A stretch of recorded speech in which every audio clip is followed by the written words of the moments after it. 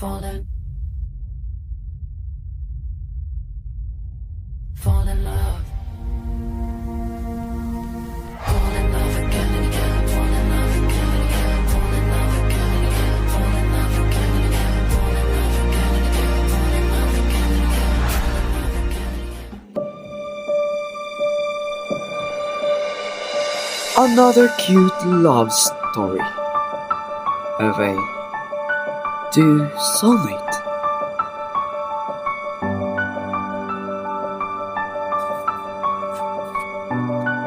Amazing sweet love story.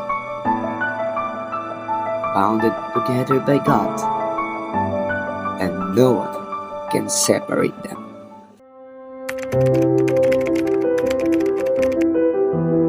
Hello guys, so yun, bago ang lahat, so gusto ko lang sabihin sa inyo na bago tayo nag-propose kay Ate Sheena, ay hiningi muna natin yung blessing ng kanyang mga magulang.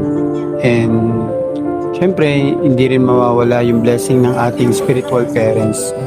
Importante yun. So yun, gusto kong sabihin sa inyong lahat na nung hiningi ko yung kamay ni Ate Sheena sa mama niya, laking tuwa ako gawa ng syempre pumayag ang kanyang mama, and masaya din ako dahil alam niya na magpo-propose na ako. So hindi na siya surprise kundi ako yung na-surprise, pero salamat sa Panginoon dahil pumayag po yung kanyang mama. And humingi rin tayo ng blessing sa tatay niya. At natutuwa din ako dahil masayang-masaya si Papa dahil yun nga na magpo-propose na din tayo at nalaman niya. Sige. And salamat sa Panginoon dahil pumayag siya. Ganun din kay nanay sa lola niya. Napaiyak pa nga eh. Pero praise God sa nangyari at ginawa ng Panginoon. Yun, so kanila nanay at tatay din, nagpaalam tayo. Kabado pa nga ako eh, gala ko hindi papayagan. Pero praise God kasi pumayag sila, and laking tuwa ako gawa ng pinanalangin din tayo.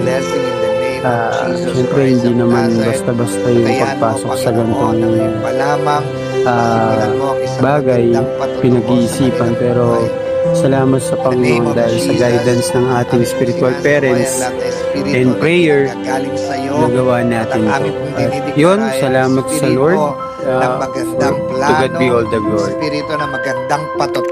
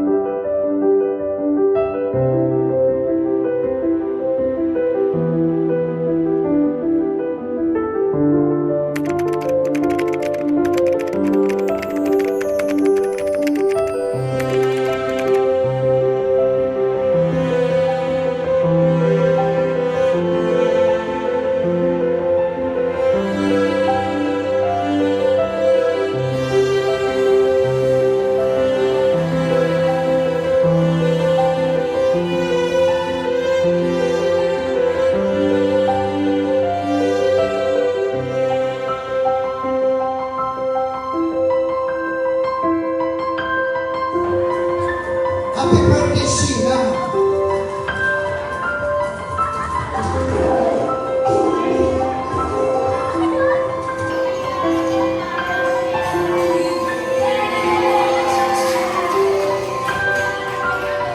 Sheena, sabi ko na nga